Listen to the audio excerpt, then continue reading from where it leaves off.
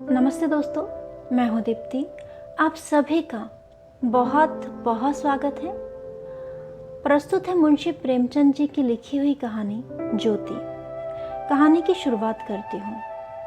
विधवा हो जाने के बाद बूटी का स्वभाव बहुत कटु हो गया था। जब बहुत जी जलता तो अपने मृत पति को कोसती, आप तो सिधार गए, मेरे लिए यह जंजाल छोड़ गए।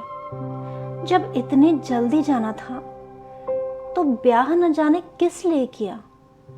घर में भूनी भांग नहीं, चले थे ब्याह करने। वह चाहती तो दूसरी सगाई कर लेती। अहीरों में इसका रिवाज है, देखने सुनने में भी बुरी नहीं थी। 2-1 आदमी तैयार भी थे, लेकिन बूटी पतिव्रता कहलाने के मोह को नहीं छोड़ सकी और यह सारा क्रोध उतरता था बड़े लड़के मोहन पर, जो अब 16 साल का था। सोहन अभी छोटा था और मैना लड़की थी।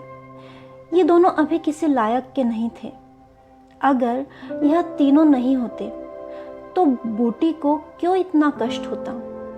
जितना थोड़ा सा काम कर देती, वही रोटी कपड़ा दे देता, जब चाहती किसी के सिर बैठ जाती।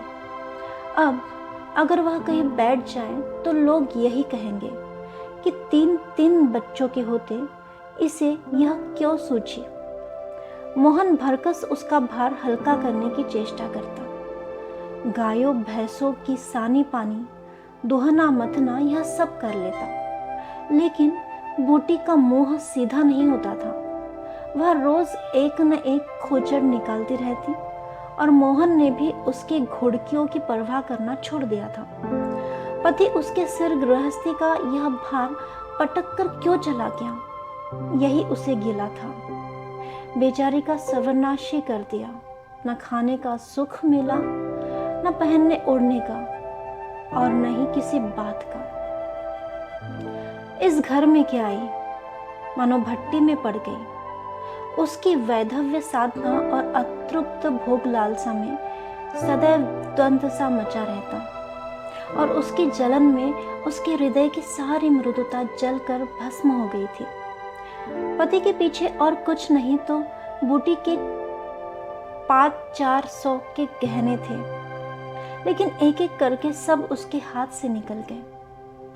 उसी मोहल्ले में, उसकी बिरादरी में कितनी ही औरतें थी जो उससे जेठी होने पर भी गहने झमकाकर, आंखों में काजल लगाकर, मांग में सिंदूर की मोटी सी रेखा डालकर मानो उसे जलाया करती थी। इसलिए अब उनमें से कोई विधवा हो जाती तो बूटी को खुशी होती और यह सारी जलन वह लड़कों पर निकालती, विशेषकर मोहन पर।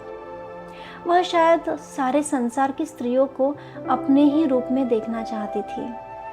कुत्सा में उसे विशेष आनंद मिलता था। उसकी वंचित लालसा जल न पाकर ओस चाट लेने में ही संतुष्ट होती थी। फिर यह कैसे संभव था कि वह मोहन के विषय में कुछ सुने और पेट में डाल ले। जो ही मोहन संध्या समय दूध बेचकर घर आया, बूटी ने कहा, देखती हूँ तू अब सांड बनने पर उतारू हो गया है। मोहन ने प्रश्न के भाव से देखा। कैसा सांड? बात क्या है? तू रुपया से छिप छिप कर नहीं हंसता बोलता, उस पर कहता है कैसा सांड? तुझे लांच नहीं आती? घर में पैसे पैसे की तंगी है और वहां उसके लिए पान लाए जाते हैं, कपड़े रंगाए जाते हैं। मोहन ने विद्रोह का भाव धारण किया। अगर उससे मुझसे 4 पैसे के पान मांगे तो क्या करता? कहता कि पैसे दे तो लाऊंगा। अपनी धोती रंगने को दी तो उससे रंगाई मांगता। मोहल्ले में एक तू ही धन्ना सेठ है और किसी से उसने क्यों नहीं कहा। यह वह जाने, मैं क्या बताऊं। तुझे अब छैला बनने की सोचती है। घर में भी कभी 1 पैसे का पान लाया? यह पान किसके लिए लाता? क्या तेरे लिखे घर में सब मर गए? मैं नहीं जानता था तुम पान खाना चाहती हो। संसार में 1 रुपया ही पान खाने जोग है। शौक सिंगार की भी तो उम्र होती है। बूटी जल उठी। उसे बुढ़िया कह देना उसकी सारी साधना पर पानी फेर देना था। बुढ़ापे में उन साधनों का महत्व ही क्या, जिस त्याग कल्पना के बल पर वह स्त्रियों के सामने सिर उठाकर चलती थी। उस पर इतनी कुठाराघात, इन्हीं लड़कों के पीछे उसने अपनी जवानी धूल में मिला दी। उसके आदमी के मरे जाने से आज 5 साल हो गए, तब उसकी चढ़ती जवानी थी। 3 बच्चे भगवान ने उसके गले मर दिए। नहीं, अभी वह है ही कितने दिन की। चाहती तो आज भी ओठ लाल किए, पाँव में महावार लगवाए, अनवट बिछुए पहने मटकती फिरती। यह सब कुछ उसने इन लड़कों के कारण त्याग दिया, और आज मोहन उससे बुढ़िया कहता है। रुपया उसके सामने खड़ी कर दी जाए तो चूहिया सी लगे, फिर भी वह जवान है और बूटी बुढ़िया। बोली, हाँ और क्या, मेरे लिए तो अब फटे चितड़े ही पहनने के दिन है। जब तेरा बाप मरा तो मैं रुपया से 2 ही 4 बड़ी थी। उस वक्त कोई घर लेती तो तुम लोगों का पता नहीं लगता, गली गली भीख मांगते फिरते। लेकिन मैं कह देती हूँ, अगर तू फिर उससे बोला तो या तो तू इस घर में रहेगा या मैं रहूंगी। मोहन ने डरते डरते कहा, मैं उसे बात दे चुका हूँ अम्मा। कैसी बात? सगाई की। अगर रुपया मेरे घर में आई तो मैं झाड़ू मारकर निकाल दूंगी। यह सब उसकी माँ की माया है। वह कुटनी मेरे लड़के को मुझसे छीन लेती है। उससे मेरा सुख नहीं देखा जाता। चाहती है कि अब मैं क्या कहूँ? मोहन ने व्यथित कंठ में कहा, अम्मा ईश्वर के लिए चुप रहो। क्यों अपना पानी आप खो रही हो? मैंने तो समझा था 4 दिन में मैना अपने घर चली जाएगी, तुम अकेली पड़ जाओगी, इसलिए उसे लाने की बात सोच रहा था। अगर तुम्हें बुरा लगता है तो जाने दो। तू आज से यही आंगन में सोया कर और गाय भैंसे बाहर पड़ी रहने दो। कोई डाका नहीं पड़ा जाता। मुझ पर तुझे इतना संदेह है? हाँ, तो मैं यहाँ नहीं सोऊंगा। तो निकल जा मेरे घर से। हाँ, तेरी यही इच्छा है तो निकल जाऊंगा। मैना ने भोजन पकाया। मोहन ने कहा, मुझे भूख नहीं है। बूटी उसे मनाने नहीं आई। मोहन का युवक हृदय माता के इस कठोर शासन को किसी तरह स्वीकार नहीं कर सकता था। उसका घर है, ले ले। अपने लिए वह कोई दूसरा ठिकाना ढूंढ निकालेगा। रुपया ने उसके रूखे जीवन में एक स्निग्धता भर दी थी। जब वह एक अव्यक्त कामना से चंचल हो रहा था, जीवन कुछ सुना सुना लगता था। रुपया ने नव वसंत की भांति आकर उसे पल्लवित कर दिया। मोहन को जीवन में एक मीठा स्वाद मिलने लगा। कोई काम करना होता पर रुपया का की ओर ध्यान लगा रहता। सोचता उसे क्या दे कि वह प्रसन्न हो जाए। अब वह कौन मुंह लेकर उसके पास जाए? क्या उससे कह दे कि अम्मा ने मुझे तुझसे मिलने के लिए मना किया है? अभी कल ही तो बरगद के नीचे दोनों में कैसी कैसी बातें हुई थी। मोहन ने कहा था, रूपा तुम इतनी सुंदर हो, तुम्हारे 100 ग्राहक निकल आएंगे। मेरे घर में तुम्हारे लिए क्या रखा है? इस पर रुपया ने जो जवाब दिया था वह तो संगीत की तरह अब भी उसके प्राण में बसा हुआ था। मैं तो तुमको ही चाहती हूँ मोहन, अकेले तुमको। परगने के चौधरी हो जाओ तब भी मोहन हो, मजूरी करो तब भी मोहन हो। उसी रुपया से आज वह जाकर कह दे, मुझे अब तुमसे कोई सरोकार नहीं है। नहीं, यह नहीं हो सकता। उसे घर की परवाह नहीं है। वह रुपया के साथ माँ से अलग रहेगा। इस जगह न सही, किसी दूसरे मोहल्ले में सही। इस वक्त भी रुपया उसकी राह देख रही होगी। कैसे अच्छे बेड़े लगाती है, कहीं अम्मा सुन पावे कि वह रात को रुपया के द्वार पर गया था तो प्राण ही दे दे प्राण। अपने भाग तो नहीं बखानती कि ऐसी देवी बहू मिल जाती है। न जाने क्यों रुपया से इतना चिढ़ती है। वह जरा पान खा लेती, जरा साड़ी रंग कर पहनती तो बस यही तो चुड़ियों की झनकार सुनाई दी। रुपया आ रही, हाँ वही है।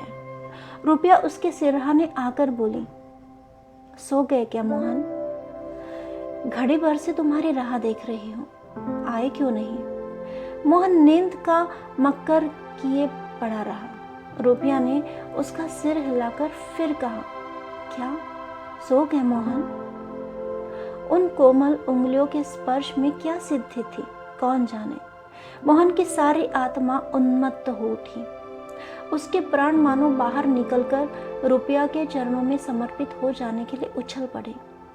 देवी वरदान के लिए सामने खड़ी है। सारा विश्व जैसे नाच रहा है। उसे मालूम हुआ जैसे उसका शरीर लुप्त हो गया। केवल एक वह मधुर स्वर की भांति विश्व की गोद में चिपटा हुआ उसके साथ नृत्य कर रहा है। रुपया ने कहा, अभी से सो गए क्या जी? मोहन बोला, हाँ जरा नींद आ गई थी रूपा। तुम इस वक्त क्या करने आई? कहीं अम्मा देख लेगी तो तुम मुझे मार ही न डाले। तुम आज आए क्यों नहीं? आज अम्मा से लड़ाई हो गई। क्या कहती थी? कहती थी रुपया से बोलेगा तो मैं प्राण दे दूंगी। तुमने पूछा नहीं रुपया से क्यों चिढ़ती है? अब उनकी बात क्या कहूँ रूपा, वह किसी का खाना पहनना नहीं देख सकती। अब मुझे तुमसे दूर रहना ही पड़ेगा। मेरा जी तो नहीं मानेगा। ऐसी बात करोगी तो मैं तुम्हें लेकर भाग जाऊंगा। तो मेरे पास एक बार रोज आया करो बस, और मैं कुछ नहीं चाहती। और अम्मा जो बिगड़ेगी उसका क्या? तो मैं समझ गई कि तुम मुझसे प्यार नहीं करते। मेरा बस होता तो तुमको अपने प्राण में रख लेता। इसी समय घर के किवाड़ खटके। रुपया भाग गई। मोहन दूसरे दिन सोकर उठा तो उसके हृदय में आनंद का सागर सा भरा हुआ था। वह सोहन को बराबर डांटता रहता था। सोहन आलसी था, घर के काम धंधे में जी नहीं लगाता था। मोहन को देखते ही वह साबन छिपाकर भाग जाने का अवसर खोजने लगा। मोहन ने मुस्कुराकर कहा, धोती बहुत मैली हो गई है सोहन, धोबी को क्यों नहीं देते? सोहन को इन शब्दों में स्नेह की गंध आ गई। धोबिन पैसे मांगती है तो पैसे अम्मा से क्यों नहीं लेते? अम्मा कौन पैसे दिए देती है, तो मुझसे ले लो। यह कहकर उसने एक इकन्नी उसकी ओर फेंक दी। सोहन प्रसन्न हो गया। भाई और माता दोनों ही उसे धिक्कारते रहते थे। बहुत दिनों बाद आज उसे स्नेह की मधुरता का स्वाद मिला। इकन्नी उठा ली और धोती को वहीं छोड़कर गाय को खोलकर चला गया। मोहन ने कहा, रहने दो, मैं इसे लिए जाता हूँ। सोहन ने पगहिया मोहन को देकर फिर से पूछा, तुम्हारे लिए चिलम रख लाओ? जीवन में आज पहली बार सोहन ने भाई के प्रति ऐसा सद्भाव प्रकट किया था। इसमें क्या रहस्य है, यह मोहन की समझ में नहीं आया। बोला, आग हो तो रखाओ। मैना सिर के बाल खेले आंगन में बैठी घरौंदा बना रही थी। मोहन को देखते ही उसने घरौंदा बिगाड़ दिया और आंचल से बाल छिपाकर रसोई घर में बर्तन उठाने चले गए। मोहन ने पूछा, क्या खेल रही थी मैना? मैना डरी हुई बोली, कुछ नहीं तो। तू तो बहुत अच्छे घरौंदे बनाती है, जरा मैं भी देखूं। मैना का रुआ सा चेहरा खिल उठा। प्रेम के शब्द में कितना जादू है। मुंह से निकलते ही जैसे सुगंध फैल गई। जिससे सुना उसका हृदय खिल उठा। जहाँ भय था वहाँ विश्वास चमक उठा। जहाँ कटुता थी वहाँ अपनापन छलक पड़ा। चारों ओर चेतनता दौड़ गई। कहीं आलस्य नहीं, कहीं खिन्नता नहीं। मोहन का हृदय आज प्रेम से भरा हुआ था। उसमें सुगंध का विकर्षण हो रहा है। मैना घरौंदा बनाने बैठ गई। मोहन ने उसके उलझे हुए बालों को सुलझाते हुए कहा, तेरी गुड़िया का ब्याह कब होगा मैना? न्योता दोगी? कुछ मिठाई खाने को मिलेगी। मैना का मन आकाश में उड़ने लगा। जब भैया पानी मांगे तो वह लोटे को राख से खूब चमाचम करके पानी ले जाएगी। अम्मा पैसे नहीं देती। गुड्डा तो ठीक हो गया, टीका कैसे भेजो? कितने पैसे लेके? 1 पैसे के बतासे लूंगी और 1 पैसे का रंग। जोड़े तो रंग जाएंगे कि नहीं? तो 2 पैसे में तेरा काम चल जाएगा। हाँ, 2 पैसे दे दो ना भैया, मेरी गुड़िया का ब्याह धूमधाम से हो जाएगा। मोहन ने 2 पैसे हाथ में लेकर मैना को दिखाए। मैना लपकी। मोहन ने हाथ ऊपर उठाया। मैना ने हाथ पकड़कर नीचे खींचना शुरू कर दिया। मोहन ने उसे गोद में उठा लिया। मैना ने पैसे लिए और नीचे उतरकर नाचने लगी। फिर अपनी सहेलियों को विवाह का न्योता देने के लिए भागी। उसी वक्त बूटी गोबर का झावा लिए आ पहुंची। मोहन को खड़ा देखकर कठोर स्वर में बोली, अभी तक मटर गश्ती हो रही है, भैंस कब दुही जाएगी? आज बूटी को मोहन ने विद्रोह भरा जवाब नहीं दिया, जैसे उसके मन में माधुर्य का स्रोत आ गया। माता को गोबर का बोझ लिए देखकर उसने झावा उसके सिर से उतार लिया। बूटी ने कहा, रहने दे, जाकर भैंसे धो, मैं तो गोबर लिए जाती हूँ। तुम इतना भारी बोझ क्यों उठा लेती हो माँ? मुझे क्यों नहीं बुला लेती हो? माता का हृदय वात्सल्य से गदगद हो उठा। तो जा अपना काम देख, मेरे पीछे क्यों पड़ता है? गोबर निकालने का काम मेरा है माँ, और दूध कौन दुहेगा? वो भी मैं ही करूँगा। तो इतना बड़ा जोधा है कि सारे काम कर लेगा। जितना कहती हूँ ना उतना ही कर। तो मैं क्या करूँगी? तुम लड़कों से काम लो, जो तुम्हारा धर्म है। मेरी सुनता है क्या कोई?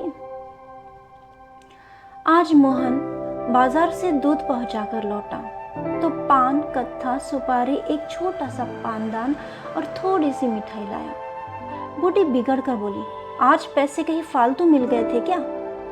इस तरह उड़ावेगा तो कै दिन निभा होगा? मैंने तो 1 पैसा भी नहीं उड़ाया अम्मा। पहले मैं समझता था तुम पान नहीं खाती, तो अब मैं पान खाऊंगी। हाँ, और क्या? जिसके 2 जवान बेटे हो, क्या वह इतना शौक भी न करे? बूटी के सूखे कठोर हृदय में कहीं से कुछ हरियाली निकल आई। एक नन्ही सी कोपल थी, उसके अंदर कितना रस था। उसने मैना और सोहन को 1-1 मिठाई दे दी और 1 मोहन को देने लगी। मिठाई तो लड़कों के लिए लाया था अम्मा, और तू तो क्या बूढ़ा हो गया है? इन लड़कों के सामने तो बूढ़ा ही हूँ, लेकिन मेरे सामने तो तू लड़का ही है। मोहन ने मिठाई ले ली। मैना ने मिठाई पाते ही गप से मुंह में डाल दी। वह केवल मिठाई का स्वाद जीभ पर छोड़कर कब गायब हो गई, पता ही नहीं चला। मोहन को ललचाई आंखों से देखने लगी। मोहन ने आधा लड्डू तोड़कर मैना को दे दिया। 1 मिठाई दोने में बची थी। बूटी ने उसे मोहन की तरफ बढ़ाकर कहा, लाया भी तो इतनी सी मिठाई, यह ले ले। मोहन ने आधी मिठाई मुंह में डालकर कहा, वह तुम्हारा हिस्सा है अम्मा। तुम्हें खाते देखकर मुझे जो आनंद मिलता है उसमें मिठास से ज़्यादा स्वाद है। उसने आधी मिठाई सोहन और आधी मिठाई मोहन को दे दी। फिर पानदान खोलकर देखने लगी। आज जीवन में पहली बार उसे यह सौभाग्य प्राप्त हुआ। धन्य भाग कि पति के राज में जिस विभूति के लिए तरसती रही, वह लड़के के राज में मिली। पानदान में कई कुल्लियां हैं, और देखो 2 छोटी छोटी चिमचिया भी है, ऊपर कड़ा लगा हुआ है, जहाँ चाहो लटका कर ले जाओ। ऊपर की तश्तरी में पान रखे जाएंगे। जो ही मोहन बाहर चला गया, उसने पानदान को मांज धोकर उसमें कत्था, चूना, सुपारी काटी, पान को भिगोकर तश्तरी में रखा। तब एक बीड़ा लगाकर खाया। उस बीड़े के रस ने जैसे उसके वैधव्य की कटुता को स्निग्ध कर दिया। मन की प्रसन्नता व्यवहार में उदारता बन जाती है। अब वह घर में नहीं बैठ सकती। उसका मन इतना गहरा नहीं कि इतनी बड़ी विभूति उसमें जाकर गुम हो जाए। एक पुराना आईना पड़ा हुआ था। उसने उसमें मुँह देखा। ओठों पर लाली है। मुँह लाल करने के लिए उसने थोड़ी ही पान खाया है। धनिया ने आकर कहा, काकी तनिक रस्सी दे दो, मेरी रस्सी टूट गई है। कल बूटी ने साफ कह दिया होता, मेरी रस्सी गांव भर के लिए नहीं है, रस्सी टूट गई है तो बनवा लो। आज उसने धनिया को रस्सी निकालकर प्रसन्न मुख से दे दी और सद्भाव से पूछा, लड़के के दस्त बंद हुए कि नहीं धनिया? धनिया ने उदास मन से कहा, नहीं काकी, आज तो दिन भर दस्त है, जाने दांत आ रहे हैं।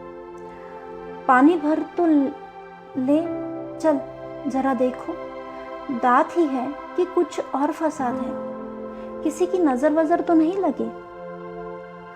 अब क्या जाने काकी, कौन जाने किसी की आंख फूटी है।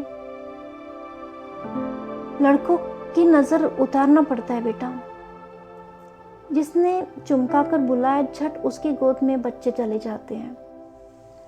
ऐसा हंसते हैं कि क्या कहें। कभी कभी माँ की नजर भी लग जाया करती है। भला कोई अपने बच्चे को नजर लगाएगा? यही तो तू नहीं समझती, नजर आप ही लग जाती है। धनिया पानी लेकर आई तो बूटी उसके साथ बच्चे को देखने चली गई। तू अकेली है? आजकल घर के काम धंधे कौन करता है? नहीं काकी, रुपया आ जाती है, घर का कुछ काम कर देती है। नहीं अकेले तो मेरी मरण हो जाती। बूटी को आश्चर्य हुआ। रुपया को उसने केवल तितली समझ रखा था। रुपया? हाँ काकी, बेचारी बड़ी सीधी है, झाड़ू लगा देती है, चौका बर्तन कर देती है, बच्चे को संभालती है। गाढ़े समय कौन किसी की बात पूछता है? उसे तो अपने मिस्सी काजल से छुट्टी नहीं मिलती होगी, है ना? यह तो अपनी अपनी रुचि है काकी। मुझे तो इस मिस्सी काजल वाली ने जितना सहारा दिया उतना किसी भक्ति ने नहीं दिया। बेचारी रात भर जागती रही। मैंने कुछ दे तो नहीं दिया। हाँ, जब तक जीऊंगी उसका जस गाऊंगी। तू उसके गुण अभी नहीं जानती धनिया। पान के लिए पैसे कहाँ से आते हैं? किनारदार साड़ियाँ कहाँ से आती हैं? मैं इन बातों में नहीं पड़ती काकी। फिर शौक श्रृंगार करने को किसको अच्छा नहीं लगता? खाने पहनने की यही तो उम्र है। धनिया ने बच्चे को खटोले पर सुला दिया। बूटी ने बच्चे के सिर पर हाथ रखा, पेट में धीरे धीरे उंगली गाड़ कर देखा, नाभि पर हींग का लेप करने को कहा। रुपया बेनिया लाकर उसे झेलने लगी। बूटी ने कहा, ला बेनिया मुझे दे दे, मैं डुला दूंगी तो क्या छोटी हो जाऊंगी? तू दिन भर यहाँ काम धंधा करती है, थक गई होगी। तुम इतनी भली मानस हो और यहाँ लोग कहते हैं वह बिना गाली के बात नहीं करती, मारे डर के तुम्हारे पास नहीं आई। बूटी मुस्कुराई, लोग झूठ तो नहीं कहते।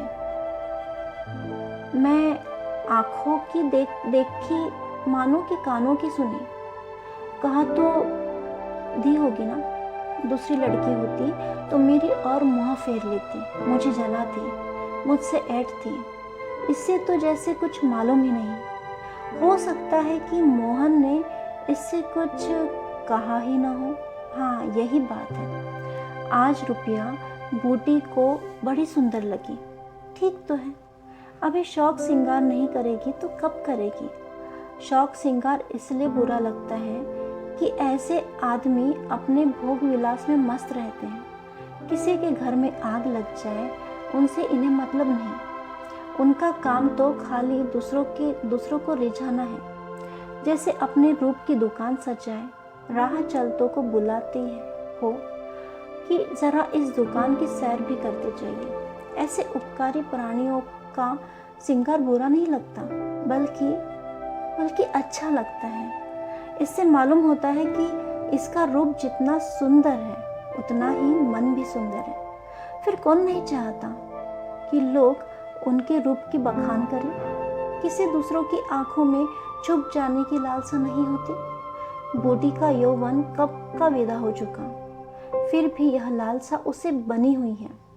कोई उसे रस भरी आंखों से देख लेता तो उसका मन कितना प्रसन्न हो जाता। जमीन पर पाँव नहीं पड़ते। फिर रूपा तो अभी जवान है। उस दिन से रूपा प्राय 2 बार नित्य बूटी के घर आती। बूटी ने मोहन से आग्रह करके उसके लिए अच्छी सी साड़ी मंगवा दी।